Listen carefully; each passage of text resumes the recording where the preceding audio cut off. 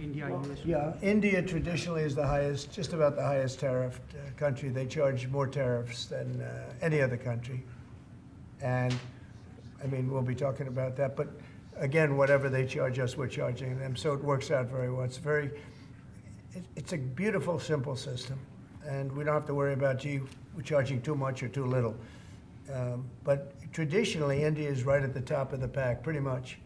There are a couple of smaller countries that are actually more.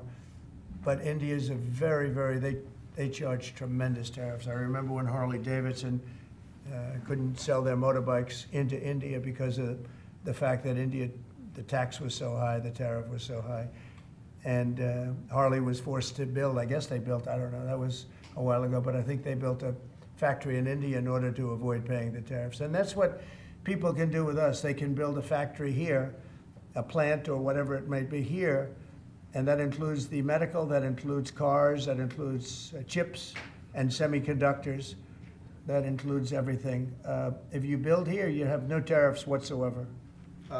Should be all complete by April 1st.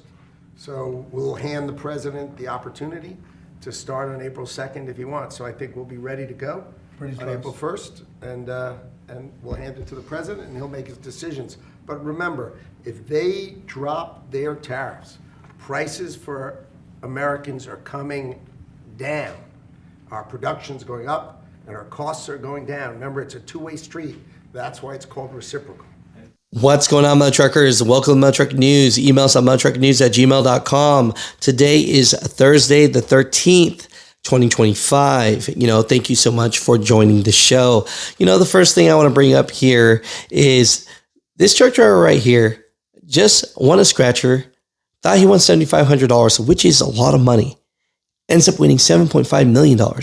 And what does he do? He drives home and drops the ticket off, and then goes back to trucking and goes back to work, right? He says he's not going to spend the $7.5 million. He won't retire. He'll just keep on trucking. So if you were trucker Joel McCauley out of Mountain View, would you retire if you won a $7.5 million scratcher? Yes or no? Because this driver right here seriously loves trucking. I couldn't imagine winning a $7.5 million scratcher and then just taking the ticket home and then going back to work to clock in on time. If you did not look at the weather and you did not trip plan, you are screwed and stuck in this blizzard. A sergeant that's retiring in 10 days made a video clip. Watch out. It's snowing. It's blizzard. And here's a truck that flipped over. Checking with the CHP up in Truckee. The weather up here is wet and sloppy.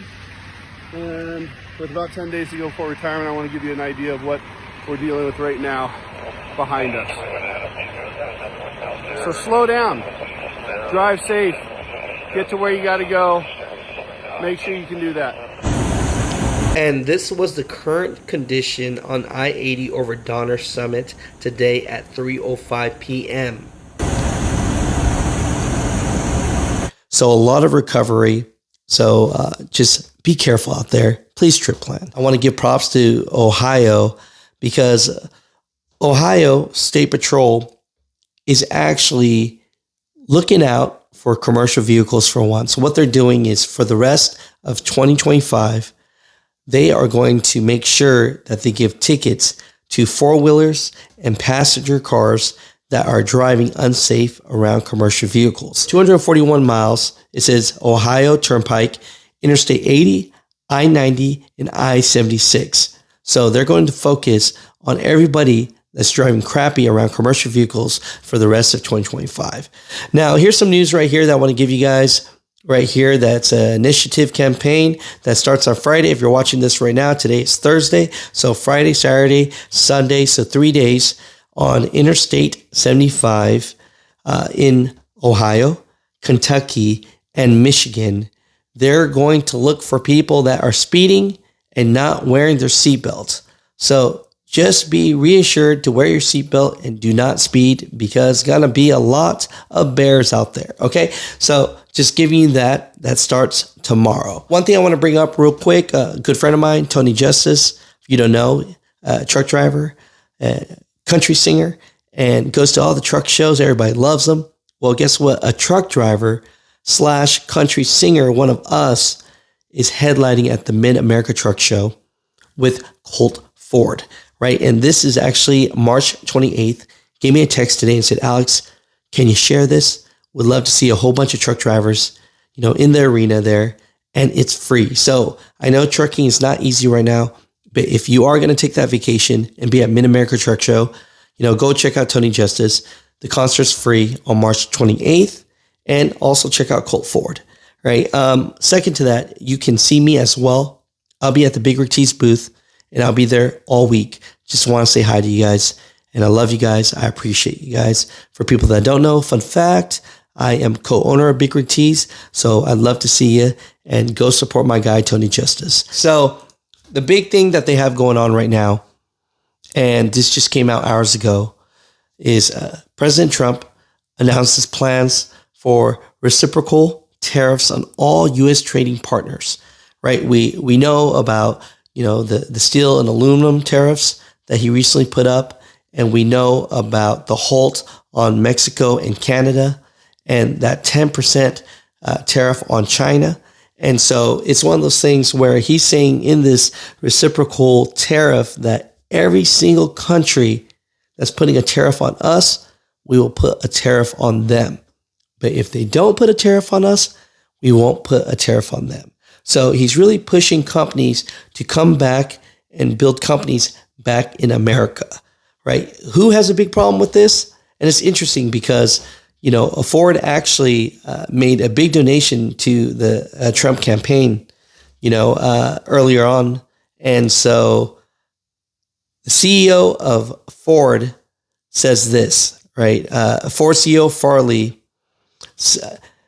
argues that the tariffs would benefit foreign competitors and disrupt the industry transition to electric vehicles. Right. Farley expresses concern over the potential repeal of parts of the Inflation Reduction Act, which could impact Ford's investment in electric vehicles production. So Ford has put a lot of money down to transition to electric vehicles. So Ford's not so happy with, President Trump jumping back and wanting to deregulate the EPA. I think that makes a lot of truck drivers happy, but it's not making Ford happy.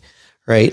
With that, the other thing that the CEO of Ford argues is that if they're going to put tariffs on Canada and Mexico, and they're not going to do it for the rest of the country, really all that does is screw Ford and GM. Why? Because here's the statistic here. Analysts say Ford has $35 billion exposure between finished vehicles and parts that move from Mexico and Canada into the United States. Ford Chief Financial Officer Sherry House, who also spoke at the Wolf Conference, said the automaker is preparing for potential higher tariffs by setting up teams throughout the company to study material flows as well as Ford's level of inventory.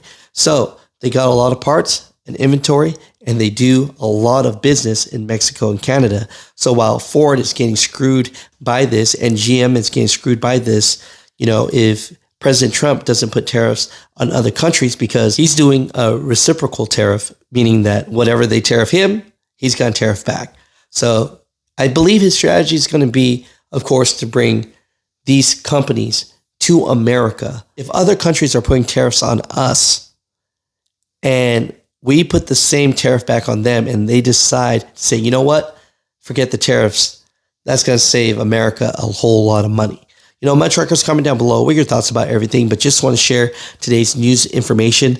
It's always a lot to cover, but just want to share everything in trucking, and just email us at muthatruckernews@gmail.com.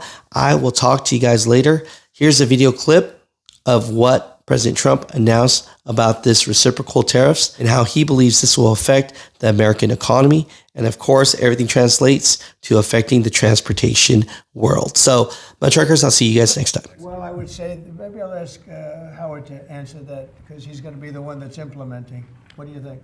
Our studies should be all complete by April 1st. So we'll hand the president the opportunity to start on April 2nd if he wants. So I think we'll be ready to go on April 1st, and we'll hand it to the president, and he'll make his decisions. But remember, if they drop their tariffs, prices for Americans are coming down. Our production's going up and our costs are going down. Remember, it's a two-way street. That's why it's called reciprocal. Have you spoken to any American CEOs directly about this? Are they calling you and asking I've for spoken to exemptions, many, for and example? many love it.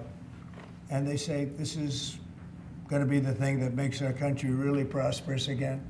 And this is going to be what pays down to $36 trillion in debt and all the other things. And this is going to be, this is an amazing day. I think this is going to be a very big day and in a very positive way for our country. Yes, please. Mr. President, you've talked about the VAT and the EU before and your concerns with how the EU treats you. Do you have a number in mind on the European Union? Do you have an idea where that number is going to land? Well, what they are now is they have a 20% VAT tax, which we're considering to be similar or the same as the tariff. Plus, they charge lots of fees, and you know they're doing something else. European Union's been very tough on our companies. They sued Apple, they sued Google, they sued Facebook, they sued many other companies, and they're American companies, and the kind of numbers are staggering.